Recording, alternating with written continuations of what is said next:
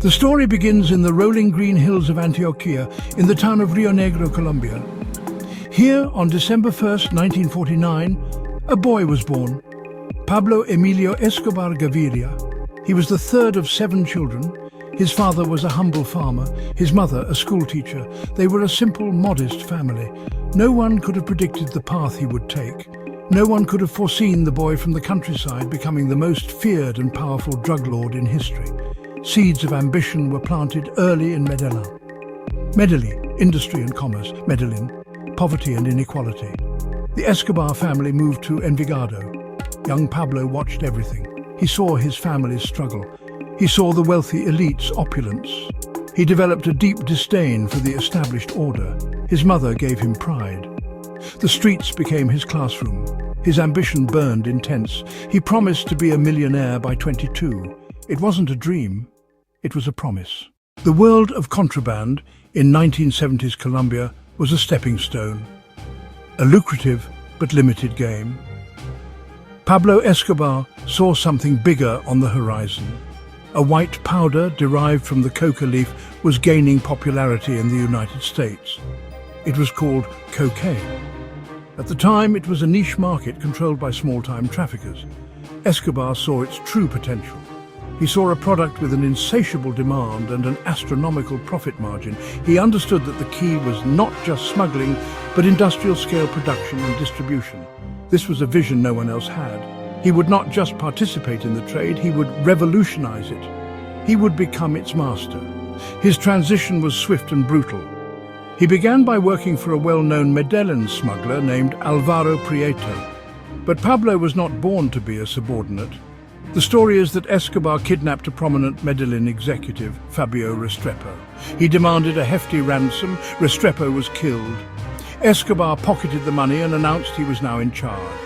He absorbed their routes, he absorbed their contacts, he absorbed their operations. He didn't ask for power, he seized it. This single act sent a clear message through the criminal underworld. A new king was ascending the throne. His methods would be absolute and unforgiving. As the empire grew, so did the need to protect it. Pablo Escobar's business philosophy was brutally simple. It could be summarized in 2 words: plata or plomo, silver or lead. You could accept his bribe, his plata, and become rich beyond your wildest dreams, or you could refuse and face his plomo, a bullet. This binary choice was presented to everyone who stood in his way: police officers, judges, politicians, journalists. There was no middle ground, no negotiation. You were either with him or against him, and being against him was a death sentence. When Justice Minister Rodrigo Lara Bonilla launched a campaign against the cartel in the early 1980s, he was gunned down in his car on a busy Bogotá street. When Luis Carlos Galen, a charismatic presidential candidate who vowed to extradite traffickers to the United States, gained popularity, he was assassinated at a public rally. Escobar's message was clear: no one was untouchable. He declared war on the Colombian state itself, and he waged it with a ferocity that defied belief. Car bombs became his signature, turning public squares and shopping centers into scenes of unimaginable carnage. The cartel's enforcers, known as sicarios, were often young men recruited from the poorest barrios of Medellin. At its zenith, the Medellin cartel was more than a criminal organization. It was a logistical masterpiece. Pablo Escobar was the chairman and CEO of a global corporation that controlled an estimated 80% of the world's cocaine supply. The sheer scale of the operation was staggering, almost beyond comprehension. Reports from the era suggest the cartel was earning as much as $60 million per day. That's over $400 million a week.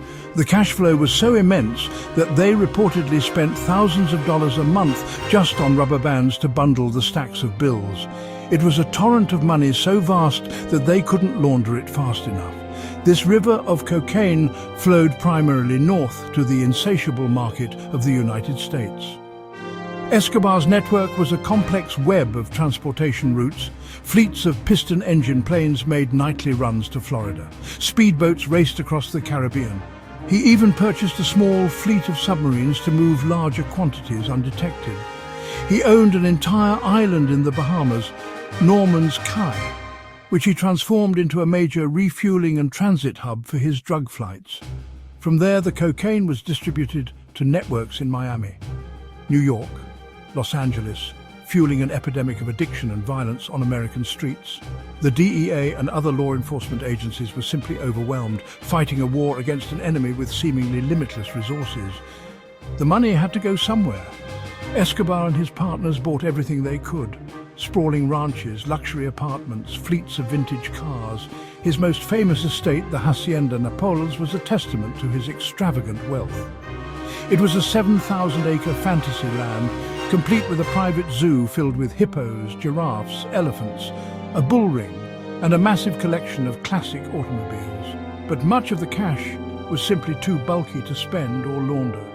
It was buried in plastic barrels in the Colombian countryside. So much money was lost to rot and rodents that the cartel wrote off 10% of its annual earnings as spoilage. While Escobar built his fantasy world at Hacienda Napoles, Medellin, Bogotá were transformed into battlegrounds. Car bombs became a horrifyingly common occurrence. A device detonated outside a shopping center on Mother's Day. A massive bomb intended for the head of the DAS destroyed their headquarters and killed dozens of innocent bystanders. The Avianca Flight 203 bombing claimed the lives of all 107 people on the plane. They were civilians. These were not military targets, they were civilians. They were mothers, fathers, and children. Rescue workers pulled victims from the rubble. Families were left with only memories. For the people of Medellin, fear became the air they breathed. You would say goodbye to your family in the morning, not knowing if you would see them again in the evening. You would call your newsroom after a bombing, first to report and second, to make sure your friends and colleagues were still alive. Entire communities were held hostage, their lives dictated by the whims of a single man and his narco army. The institutions meant to protect the people were the first to crumble. Judges who dared to prosecute cartel members were assassinated. Witnesses were silenced before they could testify or simply disappeared. Police officers who refused bribes were hunted down and murdered, often in front of their families. The murder of Supreme Court justices during the 1985 Palace of Justice siege sent a chilling message. The truest measure of his empire is found in the stories of these victims. It is a story written in the blood of thousands of innocent Colombians whose only crime was to be in the wrong place at the wrong time. The human cost would echo for generations. In the same city where he unleashed unprecedented terror, he cultivated another starkly different public image. Pablo Escobar cultivated another starkly different public image. In the sprawling, impoverished slums or comunas that clung to the hillsides of Medellin, he was not seen as a monster. He was seen as a savior, a patron, a man of the people. By positioning himself as a benefactor to the poor, Escobar built a firewall of popular support. While the government neglected these communities, Escobar poured millions of his drug money into them. He built housing projects for families who had been living in a garbage dump, providing them with clean homes, electricity and water. The neighborhood, officially named Medellin Sin Tugurios, or Medellin without slums, was popularly known as Barrio Pablo Escobar. This was not simple charity, it was a calculated strategy. By positioning himself as a benefactor to the poor, Escobar built a firewall of popular support. He constructed schools, hospitals and soccer fields. He sponsored local youth teams and handed out cash to anyone in need. To the residents of these barrios, he was El Patron, or the boss, or even Don Pablo. He was the man who provided medicine for their sick children. This created a powerful and complicated loyalty, a human shield that protected him from his enemies. This duality created the Robin Hood paradox. For law enforcement, the answer was simple. It was all a facade. He was buying loyalty and recruiting an army. The same kids playing on his soccer fields were the future sicarios who would kill for him without a second thought. For the people who directly benefited, the reality was far more complex. They were not blind to where the money came from. They knew about the violence. When your child is hungry, you don't question the source of the food you are given. The end for Pablo Escobar began when he declared all-out war on the Colombian state to avoid one thing: extradition to the United States. His campaign of terror ultimately became his undoing. The sheer scale of violence, the Avianca bombing and the assassination of public figures turned public opinion and the state against him. The Colombian government, backed by the United States, created an elite force, the Search Bloc. Their sole mission: hunt Pablo Escobar down. The hunter had become the hunted. The Search Bloc raided his properties and targeted his associates. At the same time, a vigilante group, Los Pepes, emerged. Comprised of rival traffickers and family members of his victims, they targeted his lawyers, financial managers and his family. They bombed his properties and killed his sicarios. Escobar was trapped, his empire crumbling. His informant network dismantled and allies turned on him. He was a king with no kingdom, a man on the run. On December 2nd, 1993, the day after his 44th birthday, the end came. Hiding in a Medellin middle-class neighborhood, he made a fatal mistake. He stayed on the phone too long while talking to his son. The Search Bloc used American radio triangulation to pinpoint him. They stormed the house. Escobar and his bodyguard scrambled onto the adjoining rooftop. A brief, frantic firefight erupted.